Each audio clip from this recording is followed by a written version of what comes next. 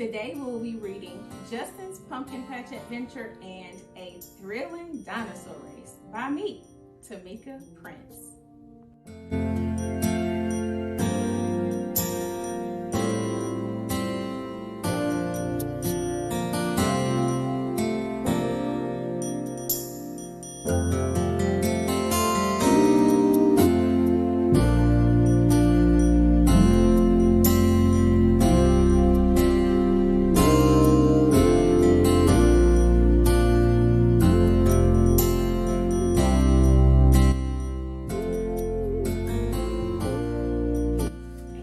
Dinosaur race.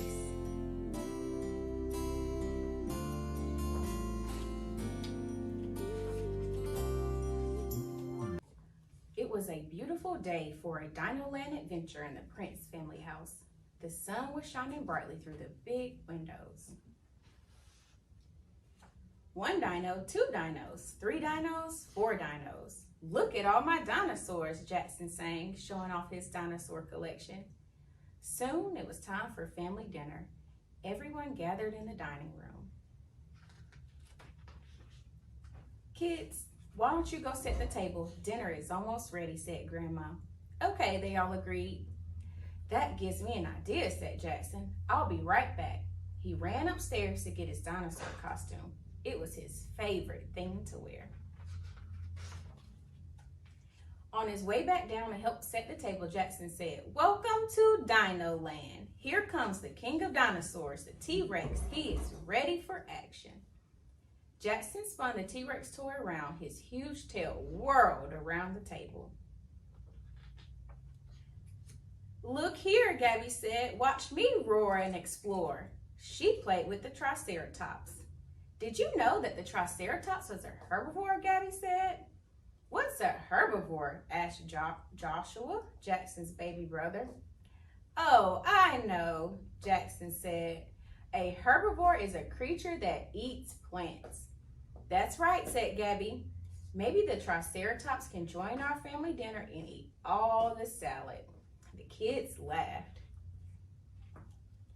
"Back to my ideas, guys," said Jackson. "Let's have a race. Let's line all the dinosaurs up for action. The winner gets this big bag of cookies." One by one, the kids lined the dinosaurs up on the table. The T-Rex, the Triceratops, the Stegosaurus, the Gigantosaurus, the Velociraptor, the Pterodactyl were ready for action. Jackson tapped his spoon on the glass. "Ready, set, go," he shouted. Off they went, squirming past each other to get to the finish line. The T-Rex pushed off the spoon, speeding past the Triceratops. The Stegosaurus shot from the lamp, racing past the Gigantosaurus. The competition was fierce. Jackson almost tumbled over his grandma's antique chair in his rush to get to the finish line. Wait, called Gabby. "Here comes the Velociraptor. He's catching up to win the race." The Velociraptor skated across the basket of fruit. "Not if I can stop it," said Joshua. Before anyone knew it, Joshua took the pterodactyl and swooped it over all the other dinosaurs, all the way to the finish line. "Dinner is almost ready. Come sit down and eat," said Grandma. The kids tossed the dinosaurs to the side, but not before a victory dance from Joshua. I won, he sang as he danced. "Dancing around in Dino Land is so grand." Still in his favorite costume, Jackson said, "Thank you for joining my Dino Land adventure, guys." "You're right, Joshua. Dino Land is grand." Jackson put his dinosaur collection away, gave Joshua the big bag of cookies, and sat down to eat dinner. Until next time, Dino-mites. The end.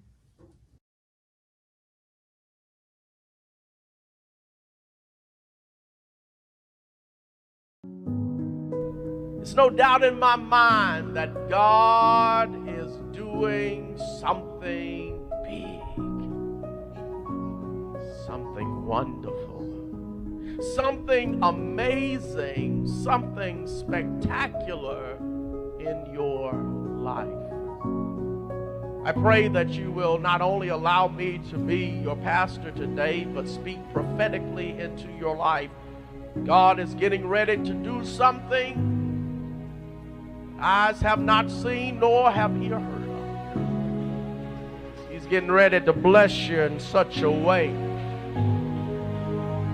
that you're going to have to stand back and proclaim to the world that if it had not been for the Lord who was on your side. I believe that God has something coming your way that will not just excite you and encourage you, but will cause you responsibility and accountability. So much so that much is given, much will be required. And this is not just a blessing that will help you, but this is a blessing that you will feel a weight of responsibility, that you will feel a weight of accountability, that you will have to use every fiber in your being not to disappoint God. It's been a long time since you had something in your life that caused you to be so responsible that you woke up in the morning praying about it and went to bed at night praying about it. You see, there are times when we look at the blessings of God that we only think that it is to bring us prosperity or to bring us some type of self-gratification, to bring us some form of glory, but that's not the type of blessing this will be. This will be the blessing that you will have to call on His name in order that you will get direction for, that you will have to depend on Him, because when people look at your resume, they will not be as impressed with your resume as God is impressed with your humility.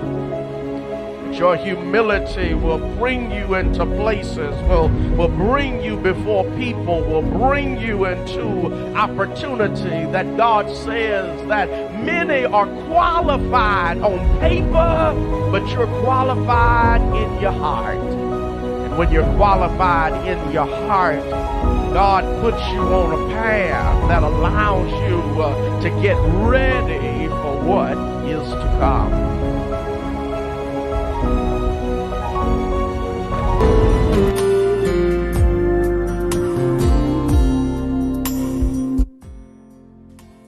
Justin's Pumpkin Patch Adventure.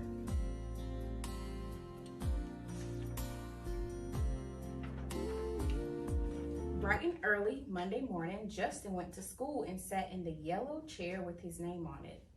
Justin's teacher, Miss Rachel, said, "Today, kids, we're going to learn about pumpkins. On Friday, we will take a trip to the pumpkin patch, a garden where pumpkins grow. At the pumpkin patch, you'll be able to pick out your own special pumpkins." The kids sat quietly as Miss Rachel picked up some seeds. A farmer plants these seeds in the ground. Pumpkins need sun and water to grow nice and round. They have bright green leaves and brown stems that grow on the outside. They also have yummy orange pulp on the inside. Wow, thought Justin as he sat there imagining what pumpkins look like. What do they feel like? How big are they, he wondered. He could not wait to go see them up close. The next day, Tuesday, Miss Rachel brought in a pumpkin for the kids to look at. Justin jumped up to take a closer look. "The pumpkin is big and orange," he said. The kids' faces lit up as they followed behind him to see the pumpkin too. Then he tried to pick it up. "It is hard, it is heavy," he said. Miss Rachel said, "Some pumpkins are tall and lumpy, and some are small and light. At the pumpkin patch on Friday, you will find one that is just right." On Wednesday, Miss Rachel brought in some tools.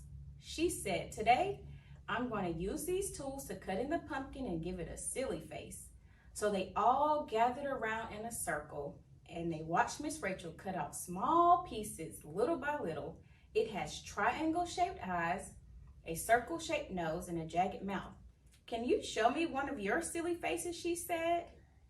All the kids put on the silliest faces they could think of. Justin turned his head to the side, stuck out his tongue, and out came a funny roaring noise. The kids laughed.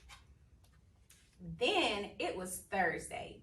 Only one more day left until it was time to visit the pumpkin patch. It was just before lunch when Miss Rachel sat all the students down for a big surprise. She said, "Everyone close your eyes. Now open." Justin opened his eyes to a bright light. Miss Rachel put a candle inside of the pumpkin, and now the face was glowing. It was a magical moment for Justin and his friends. She said, "Okay, kids, that was our final lesson on pumpkins for the week. Tomorrow, we will go to the pumpkin patch, and you will pick out your own special pumpkins." Pumpkins were the only thing that Justin could think about Thursday night at home. He could not wait to go to the pumpkin patch to pick out his own special pumpkin. He said, "Mommy, can I go to the pumpkin patch now?" She said, "You get a good night's rest. Then when you wake up in the morning, it will be time." So Justin kissed his mother goodnight and went off to sleep. It was finally Friday. Today was the big day Justin had been waiting for all week. He woke up and jumped out of bed. As he was getting dressed, he thought of all the things he learned at school that week with his friends. Now the day was finally here, and Justin was off to the pumpkin patch. He arrived at the pumpkin patch full of energy. As they gathered around, the farmer said, "We're going to get on this big red tractor and take a ride around the farm." They sang "Old MacDonald Had a Farm" and other songs along the ride. After a short ride around the farm, they came to the pumpkin patch. "We're here," the farmer said. The kids hopped off the tractor and ran up to the patch. They walked up and down looking for the perfect pumpkin. Justin tried picking up the first one he saw, but it was too heavy. He walked a little further down the patch and saw another pumpkin. It was too small and lumpy. Then he stepped over the big green leaves and walked over to the next row in the patch. The first one he saw under the green leaves was white. Although they were all beautiful, none of them were what he hoped to find. But just before he started to walk away, he looked down and saw the one he hoped to find. It was round, it was orange, it was smooth, and had a nice long brown stem. It was everything he imagined it would be. So Justin quickly pushed back the big green leaves, picked up his special pumpkin, and ran back to the tractor. "What a fun trip," said Miss Rachel. "Our last stop on this pumpkin patch field trip is for some homemade ice cream. Let's all sing the pumpkin song." So Justin started it off. "Pumpkin, pumpkin, small and bright." Then the others joined in. "From your seeds you grew with might." They sang the pumpkin song all the way back to the front of the farm, and Justin could not wait to get home to share his pumpkin patch story with his family. He was ready to cut into the pumpkin and taste the yummy pulp.